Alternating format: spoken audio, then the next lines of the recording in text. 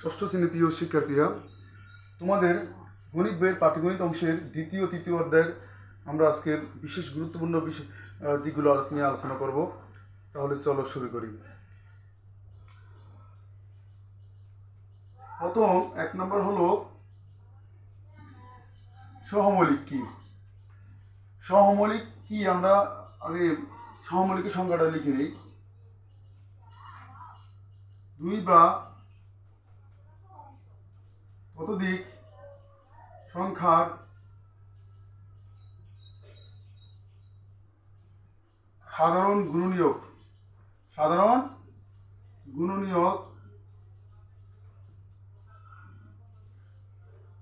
শুধু এক হলে সংখ্যাগুলো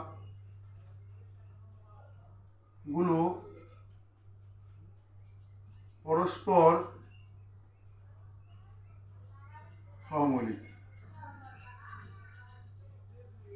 আমরা বুঝতে পারলাম দুই বা ততোধিক সংখ্যার সাধারণ গুণনীয়ক শুধু এক হলে তার পরস্পর সংখ্যাগুলো পরস্পর কি সহমৌলিক। আমরা যেমন আমরা উদাহরণের সাথে তোমাদের বুঝিয়ে দিচ্ছি।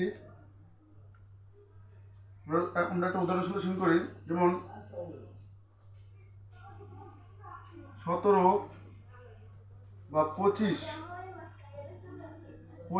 ও 27। আমরা এখন 25-এর গুণনীয়কগুলো বের করব। 25-এর গুণনীয়ক, 25-এর কি গুণনীয়ক 1 গুণ 25, 5 গুণ 5, অর্থাৎ 25 ইকুয়াল 5 25। 27-এর গুণনীয়ক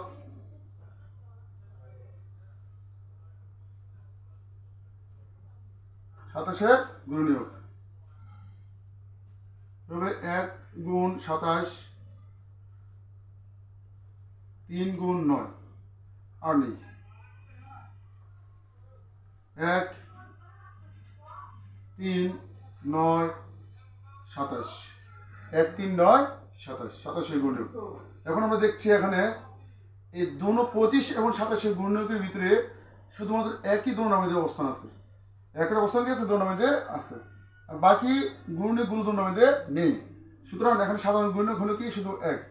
সাধারণ গুণনীয়ক হলো শুধু কি? এক। এই যে 25 এবং 27-এর গুণনীয়কগুলো আমরা বের করলাম।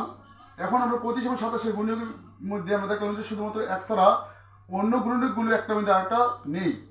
মানে 5 এখানে আছে, 25 এখানে 5 25 নেই, এখানে 3 27 3 9 27 আছে, এখানে 3 9 27 নেই, শুধুমাত্র এক আছে। এরকম দুই বা ততোধিক সংখ্যা সাধারণ গুণনীয়ক শুধুমাত্র এক হলে তারা পরস্পর কি সহমৌলিক। আমরা লিখতে পারি 25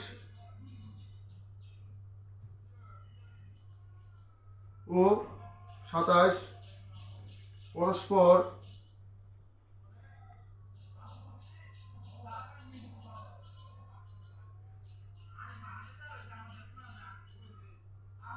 সহমৌলিক। আশা করি তোমরা খুব সহজে বুঝতে পেরেছো। এখন আমরা মৌলিক সংখ্যা সম্পর্কে জানবো।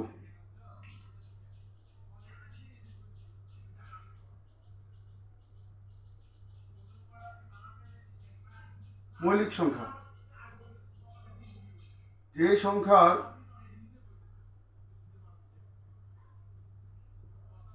গুণনীয়ক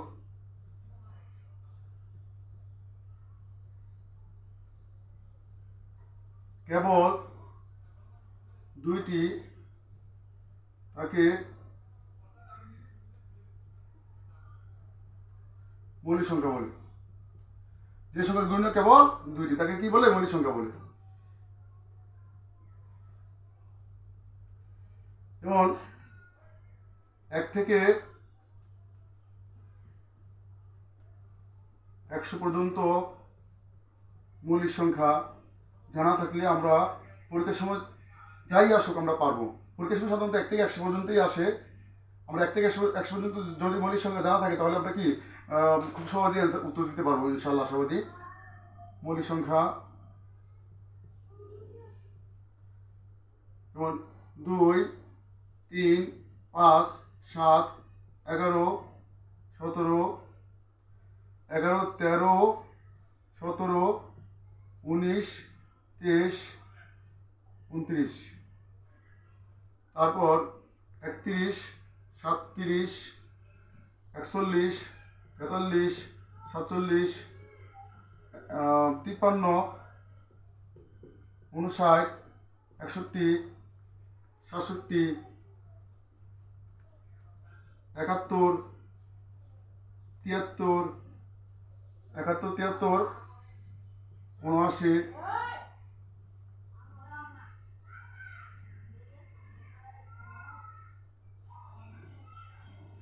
83, 87, 97। ওকে, এই 25টি আমাদের মৌলিক সংখ্যা। 1, 2, 3, 4, 5, 6, 7, 8, 9, 10, 11, 12, 13, 14, 15, 16, 17, 18, 19, 20, 21, 22, 23, 24, 25। মৌলিক সংখ্যার একটা কোড আছে আমাদের, আমরা এই কোডটা মনে রাখতে পারি, খুব সহজে মনে রাখতে পারবো। আরো মৌলিক সংখ্যার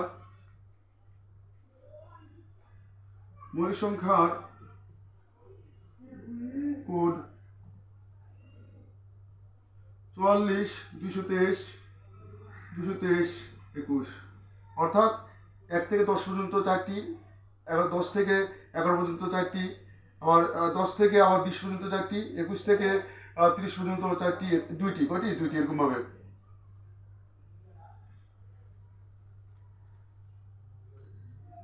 2, 2, 3, 4, 5, 6, 9 দ্বারা বিভাজ্য সংখ্যা সম্পর্কে। কোন সংখ্যার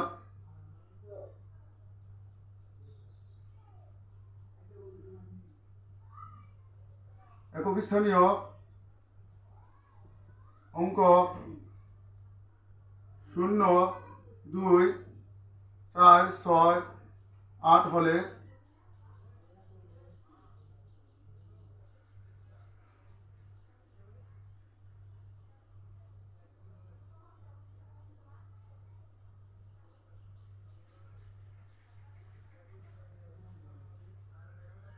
সংখ্যাটি কোন সংখ্যার একক স্থানীয় অঙ্ক, 0, 2, 4, 6, 8 হলে সংখ্যাটি 2 দ্বারা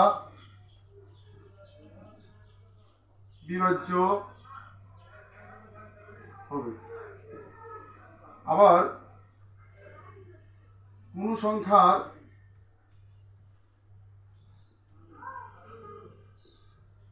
অঙ্কগুলোর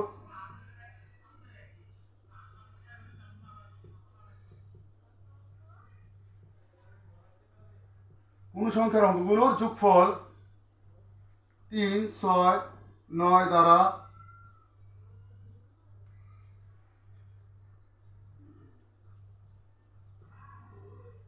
বিভাজ্য হলে সংখ্যাটি 3, 6 ও 9 দ্বারা বিভাজ্য হবে।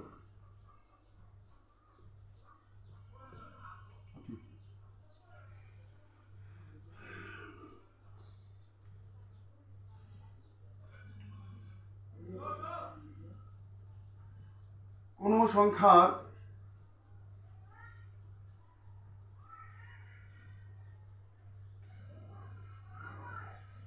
একক ও দশক স্থানীয়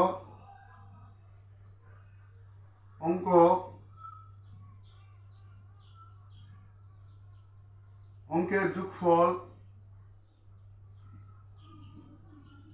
কোন সংখ্যার একক ও দশক স্থানীয় অঙ্কের যোগফল 4 দ্বারা বিভাজ্য হলে সংখ্যাটি 4 দ্বারা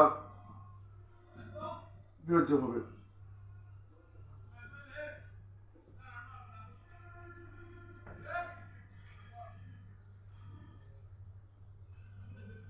কোন সংখ্যার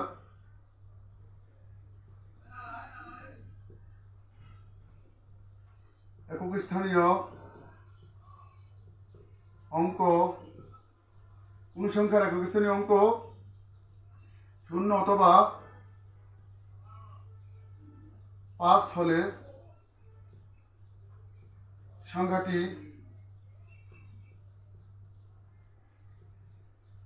5 দ্বারা বিভাজ্য হবে। পূর্ণসংখ্যার একক স্থানীয় অঙ্ক, পূর্ণসংখ্যার একক স্থানীয় অঙ্ক 0 অথবা 5 হলে সংখ্যাটা কি হবে? 5 দ্বারা বিভাজ্য হবে। আশা করি তোমরা বুঝতে পেরেছো।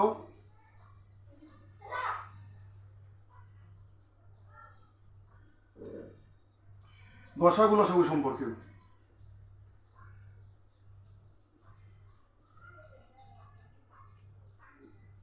গসাগু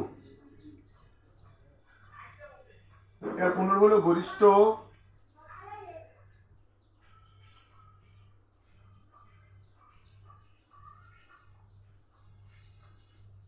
সাধারণ গুণনীয়ক। গুণনীয়ক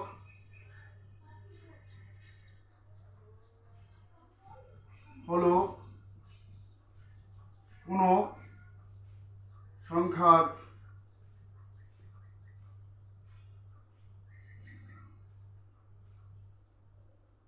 ভাজক।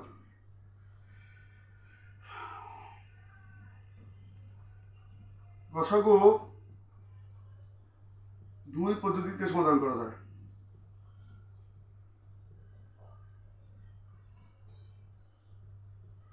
সমাধান করা হয়। এক, ভাগ পদ্ধতি। দুই, মৌলিক গুণনীয়ক।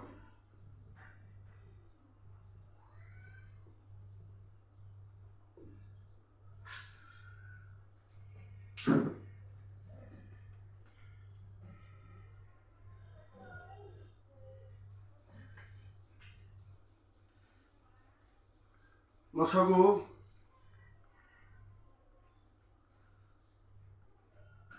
লঘিষ্ঠ সাধারণ গুণিতক। গুণিতক কোন সংখ্যার ভাজ্য। লসাগু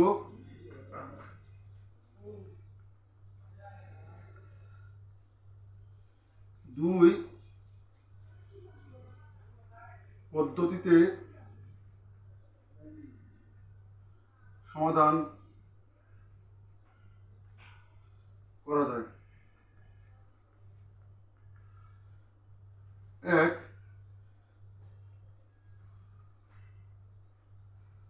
মৌলিক গুণনীয়ক। দুই, ইউক্লিডীয় পদ্ধতি।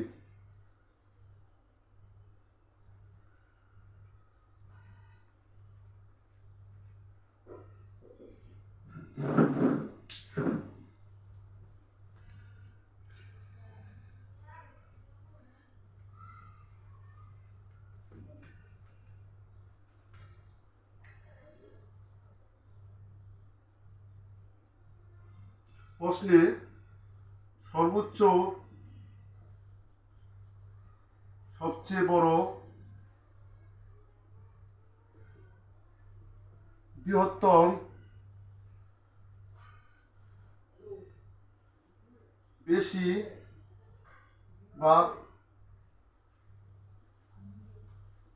সর্বাধিক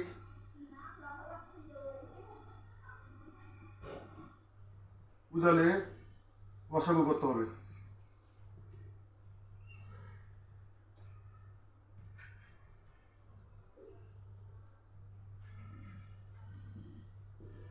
আর সর্বনিম্ন ন্যূনতম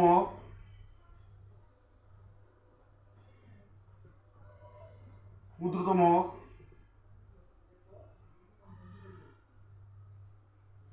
ছোট বা কম বুঝালে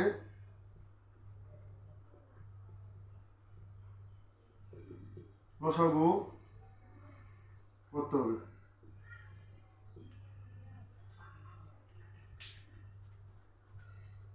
প্রিয় শিক্ষার্থীরা, আজকে এই পর্যন্তই। তোমাদের সবাইকে ধন্যবাদ।